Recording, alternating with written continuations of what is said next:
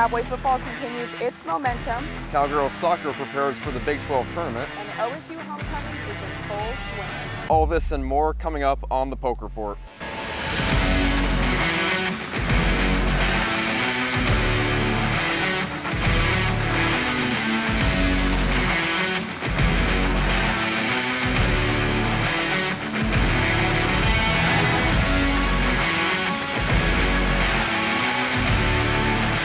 Hello everyone and welcome to week 6 of the Poke Report, your home for all things OSU athletics. I'm Griff McClellan. And I'm Toni Wetmore, and we are here on Library Lawn where tonight so many students and alumni will fill this lawn to see all of the amazing homecoming activities. What's your favorite part of homecoming, Griff?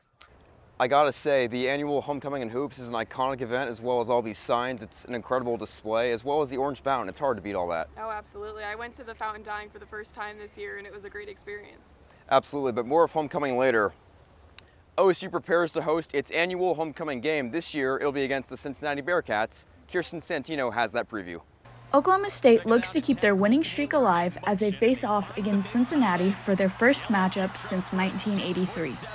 The Cowboys have a 2-1 record against the Bearcats, the only loss coming in Stillwater. This is the first time the two teams will play against each other in the Big 12 Conference. OSU has a track record of winning on this special night, homecoming. 6 of the past 7 homecoming games have gone in their favor. Cincinnati hasn't had the best welcome into the conference, sitting last with an 0-4 Big 12 record. The Pokes come out as the early favorites, but the Bearcats could surprise everyone. The team up north averages more yards while also allowing fewer than OSU. The Cowboys have the advantage in points per game and practically everything else. It also helps to have big performances from standout players. Running back Ollie Gordon has been exceptional the past 2 weeks, rushing for 450 yards combined. OSU coach Mike Gundy notes that his offensive line has helped to bring the Cowboys back to the win column. When you can rush the football and create some balance, it gives you an opportunity. And I mean, you can talk to a lot of coaches, and they'll probably say the same thing I'm saying. It's extremely difficult to do one or the other unless you're just better than the other team. So once we started rushing the ball more effectively, that allowed us to have some balance so we don't get as many guys in pass rush mode, and it's a little bit easier to block. After starting 2-0, Cincinnati has lost their last 5 games. It doesn't help that they are 74th in the nation in penalties per game.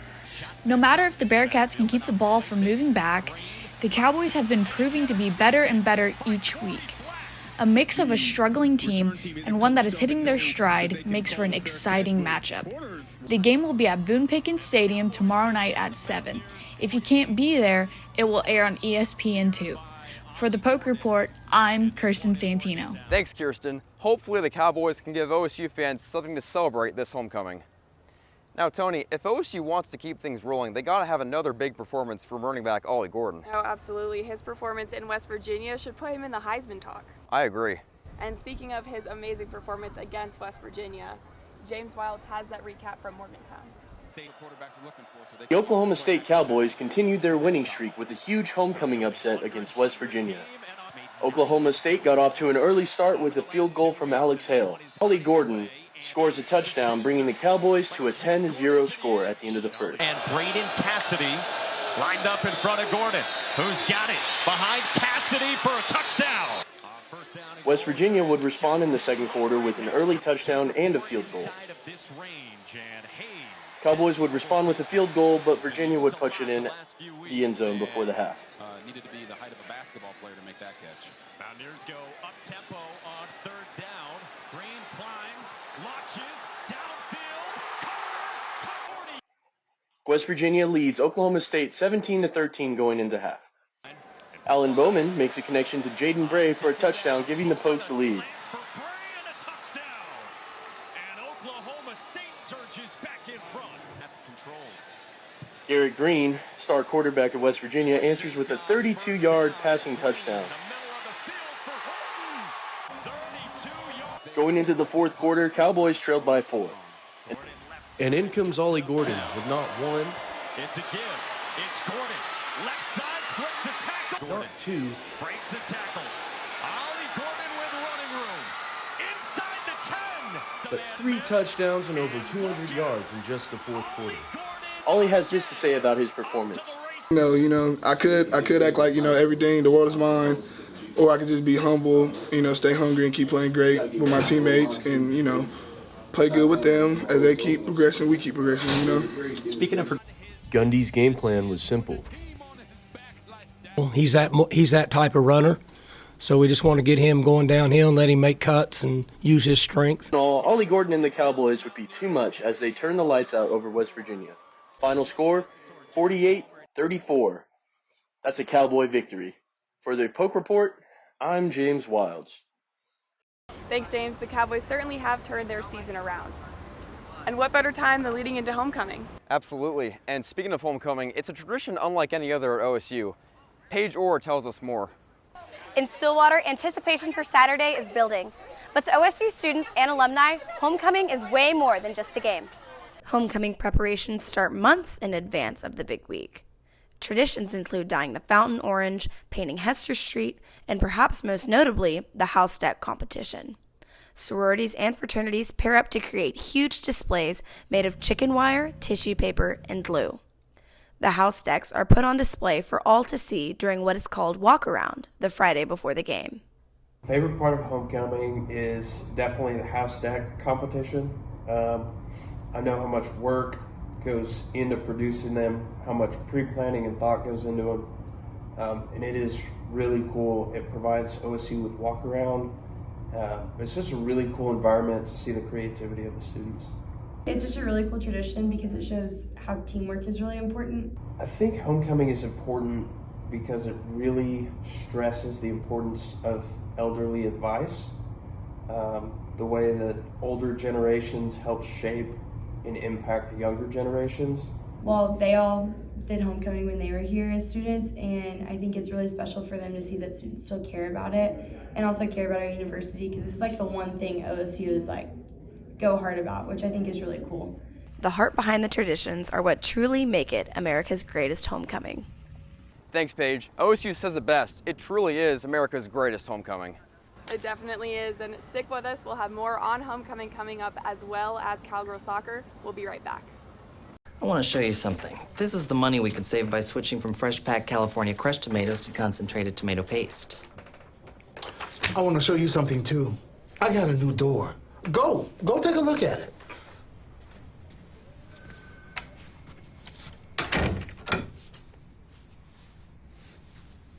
Nobody uses better ingredients than Little Caesars, like fresh packed California crushed tomatoes.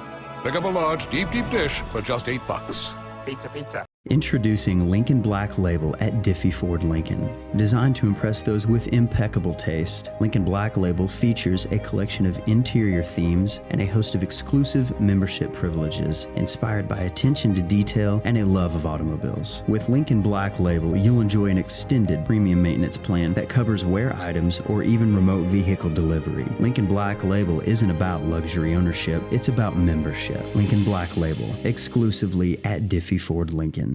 Welcome back to the Poke Report. As promised, we have more on homecoming this weekend. Gallagher-Iba Arena will host its annual Homecoming and Hoops event tonight. Dylan Taylor has more. The fountain is colored in America's brightest orange, and signs are being planted around campus, which means homecoming is in full swing at Oklahoma State. But another tradition to look forward to is Homecoming and Hoops. Homecoming and Hoops is an event that combines all the spirit of homecoming with the excitement of the upcoming OSU basketball season. OSU fans gather in Gallagher-Iba Arena to show their school pride at the introduction of the men's and women's basketball teams, as well as getting pumped up for the homecoming football game against Cincinnati on Saturday. Assistant Athletic Director of Marketing and Fan Engagement, Keith Helt, and his team have been working for months to put together the event in hopes that it will get fans pumped up for homecoming and the winter sports. I love the energy that the building has. I mean, it's the first time of the season that building has that level of energy and has that crowd. And that's just kind of the stage that we want to set for the season, and have, everybody come out, everybody know how much fun that building can be, and then want to do that in the season for the games as well. Last year, OSU fans were treated with a surprise concert in Gallagher-Iba with rapper Waka Flocka performing some of his biggest hits. After last year's fun, Helt and his team look to bring just as much energy this year with a new surprise guest. So we're going to have Rich Homie Quan We're excited to kind of build the momentum from Waka last year and bring another artist in this year and kind of have some fun with it. It'll be after the basketball stuff, post-show, for anybody that wants to stay. OSU fans will gather here in Gallagher-Iba Arena on Friday, where the atmosphere is sure to be a great one. But it won't just be great for the fans, but for the athletes as well. I got a chance to talk to former OSU basketball player Cassidy DeLapp to see how the event felt from a player's perspective. My favorite part about homecoming hoops was just like the fan engagement.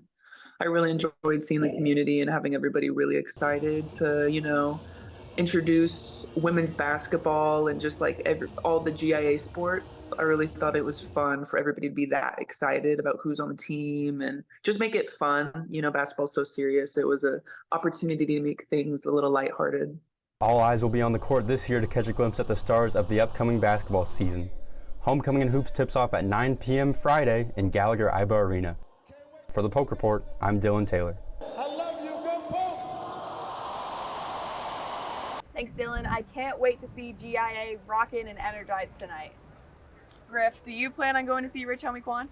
To be honest, I hadn't thought too much about it, but now I'm pretty intrigued to go see it. I think I should. Oh, absolutely. That being said, homecoming is not the only event on people's minds this weekend. Cowgirls soccer regains momentum following its regular season finale in Bedlam. Eric McClellan has that recap. Cowgirl soccer carries momentum into Big 12 tournament play. On Monday night, the Cowgirls hosted Bedlam rival Oklahoma for the final match of the regular season and senior night for the Cowgirls. The Cowgirls went into the match on a 5-game losing streak while being held scoreless during that stretch. The match was held in front of a revved-up full-capacity crowd at Neil Patterson Stadium with 3,016 fans in attendance, the second largest crowd ever in OSU soccer history. The first half was a defensive affair, with both teams getting chances, but defense coming up strong. Megan Haynes had one of the best looks in the 34th minute and fired a shot, but OU goalie Olivia Ramey leaped up and deflected the shot with one hand. The first half was tightly contested, with both teams getting 3 shots on goal, with each shot being saved. The second half was much of the same story, with both teams having quality chances, but both defenses shutting down any opportunity. In the final minutes of the match, the stalemate was broken. In the 83rd minute, Xcaret Pineda rolled a pass to Alex Morris, who buried a 30-yard shot to put the Cowgirls ahead. The goal scored by Morris was her second goal of the season and second of her career. I was just kind of creeping up a little bit, and I saw X they kind of really crowded her out, and I was like, hey, I'm kind of open, and I kind of went forward, and she just played me a great ball, just took a touch, and decided to rip it. Head coach Colin Carmichael foresaw the possibilities of second-half heroics. As the game started winding down, it kind of had a tie written all over it, and we thought at halftime it was going to be a special moment, maybe a set piece or a mistake, and sure enough, Alex stepped up with that big moment. Oklahoma's Danielle Wolf had one final shot to tie the match, but a save by OSU's goalie Grace Gordon clinched the victory for Oklahoma State. The 1-0 win improved the Cowgirls' final regular season record to 12-7 and 5-5 in conference play. The Cowgirls look towards postseason play, beginning conference tournament play on Saturday in Round Rock, Texas, in a rematch with Oklahoma. For the Poke Report, I'm Eric McClellan. Thanks, Eric. What a win for the Cowgirls. Now, Toni, for all we know, this could be the final regular season Bedlam soccer match in Stillwater. Absolutely, and there's no sweeter win than a Bedlam win. I agree 100%. And speaking of the Cowgirls, one Cowgirl senior is making a tremendous impact on her teammates. Alicia Lopez has the story. The Oklahoma State center back Molly Briner and her teammates had an eventful senior night as fans packed Neil Patterson Stadium to cheer on the team as they battled the Oklahoma Sooners. The Cowgirls came out rocking America's brightest orange in their hair, as it is a tradition for the team to dye their hair orange for every Bedlam game. However, Briner has an NIL deal with Hallie Hair and got to help out a little extra. We're like, we can do like a thing, and I was like, oh, this is perfect timing. Like in a week we have Bedlam, we always dye our hair orange, so like if there was like a possibility we could do that, and they're like, sounds great, and they like overnight shipped me like a whole bunch of different like one-day dye. The talented center back even helped out her teammate and best friend Peyton Pearson, goalie for Oklahoma State, find a home after entering the transfer portal. Well, yeah, me and Peyton have been friends for a while. You know, we were both on varsity together playing, won a state championship together, and then we've played together ever since. She ended up going to K-State for, I want to say, a year and a half. And so I talked to Colin and was telling her that a girl's looking to transfer. Briner has had a huge impact on this OSU team, and although her teammates' time is coming to an end, doesn't mean hers is. Because my freshman year coming in was COVID, the NCAA decided that everybody from that year will get an extra year as a COVID year. So I know me and a couple of other girls have decided to take our 5th year. She is soaking up every last minute of her time here at OSU, and right now her focus is winning the upcoming Big 12 tournament. If you win your conference, you get to go on automatically. So we're really looking to win this Big 12 tournament, because if we win, then we automatically get. The Cowgirls face the Oklahoma Sooners again this Saturday. For the Poke Report, I'm Alicia Lopez. Thanks, Alicia. Briner's leadership is truly inspirational. Alicia now joins us live as our Cowgirls soccer analyst. Alicia, what can you tell us about our team as we prepare for the Big 12 tournament? Thanks, guys. We are here at Neil Patterson Stadium, where I got to talk with center back Molly Briner today, and she says that they are ready to go and ready to compete in the Big 12 tournament.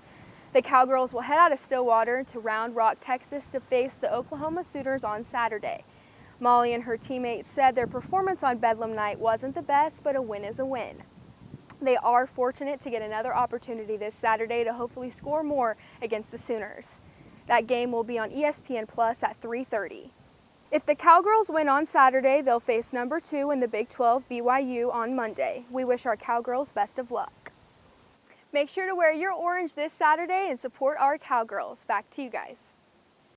Thanks, Alicia. I'll make sure to wear my brightest orange. Me too, Griff.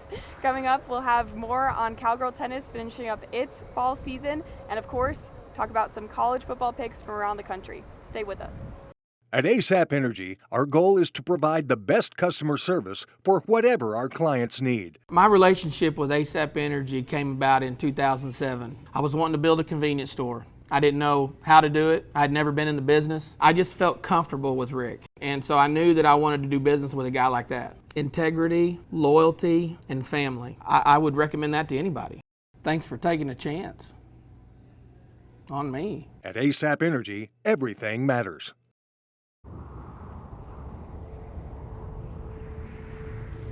Where were you born? It's a question asked all the time. Because where you're from shapes who you are, inspires how you do things. And when that inspiration comes from a place this refreshing, this majestic, this, well, you get the idea. Coors Light, born in the Rockies.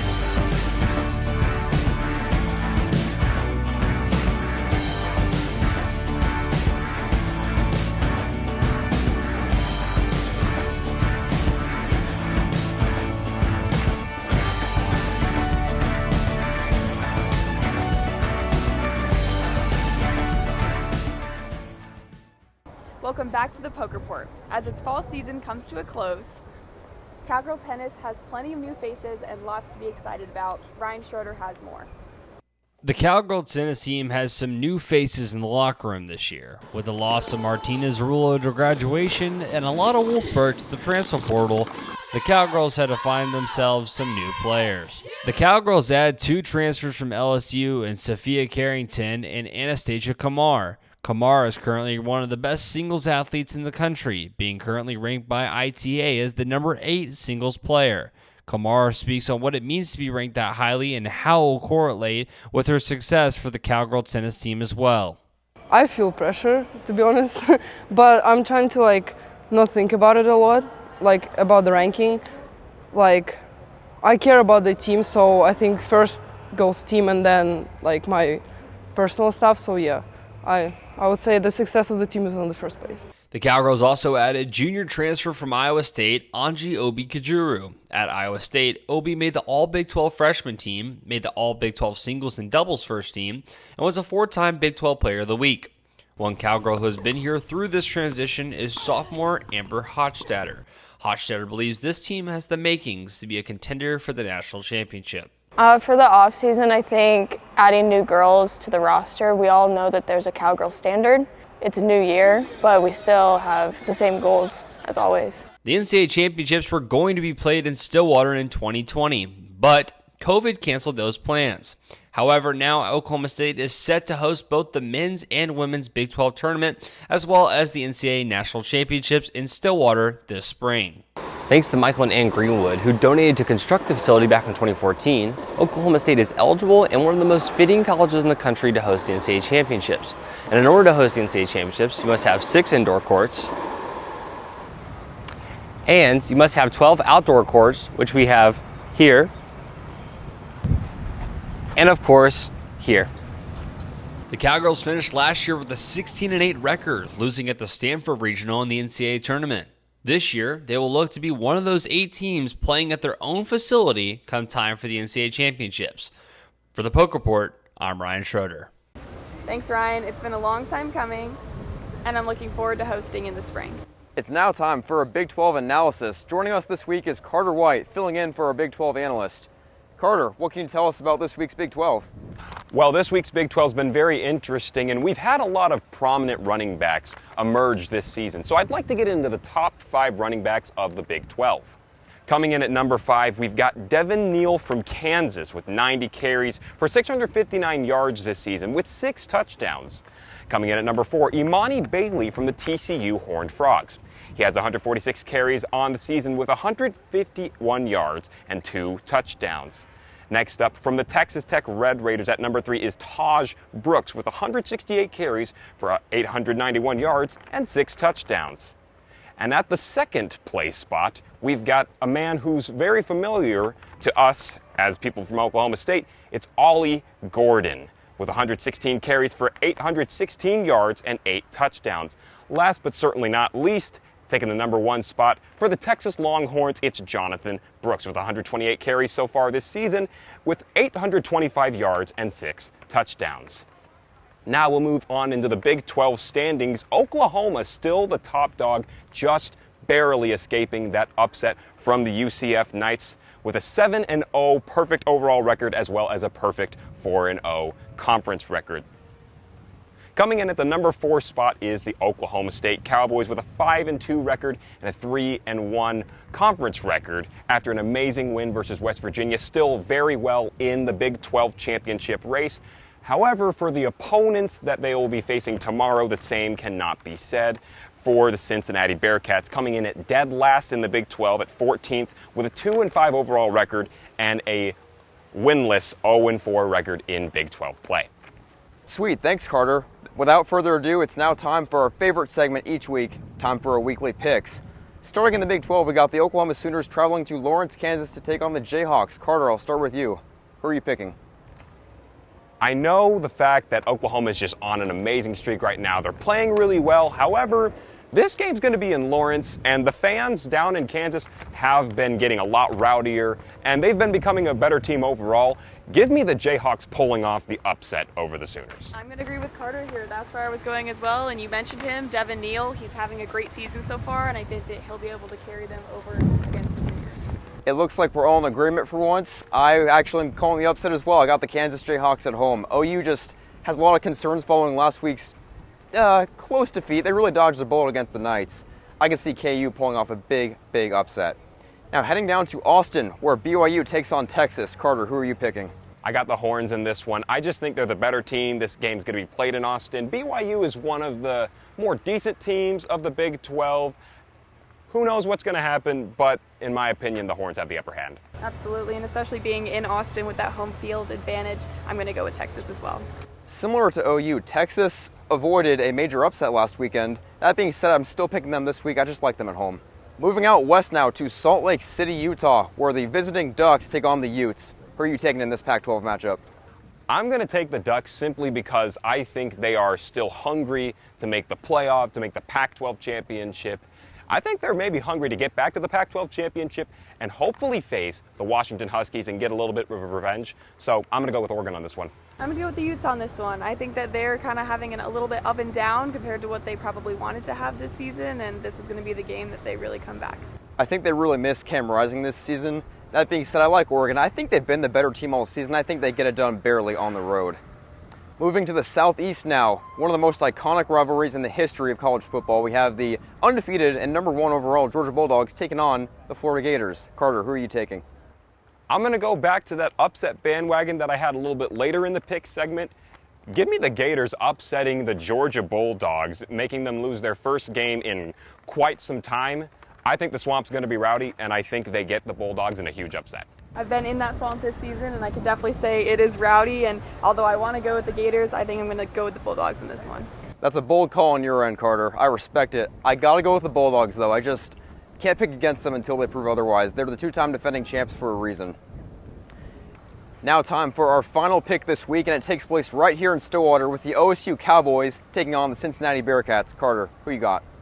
I'm going to go with the Oklahoma State Cowboys. I think that not only are they the better team, it's homecoming, it's going to be a very rowdy environment, and there's also the fact that Cincinnati is just not up to par with the Big 12 at this point. As we have seen, they're currently dead last in the Big 12. I'm going to go with the Oklahoma State Cowboys with a score of 42-7. Okay, wow. I'm also in agreement. I'm going to take the Cowboys, and I don't think they should overlook Cincinnati, however. I feel like this is a game that you could go into and say, well, they haven't won a conference game yet, but I still think we come out on top. I'm going to go 34-14. I think we have a little bit of a slip-up still on defense, but still come out on top. I'm in agreement. I'm picking the OSU Cowboys as well. We're on a roll right now. I think we keep that going at home for homecoming weekend. It's only fitting. Give me 38-17 Cowboys. All right, well, that's a wrap. That's all we have for you this week. Thank you, as always, for tuning into the Poke Report. I'm Griff McClellan. I'm Toni Wetmore.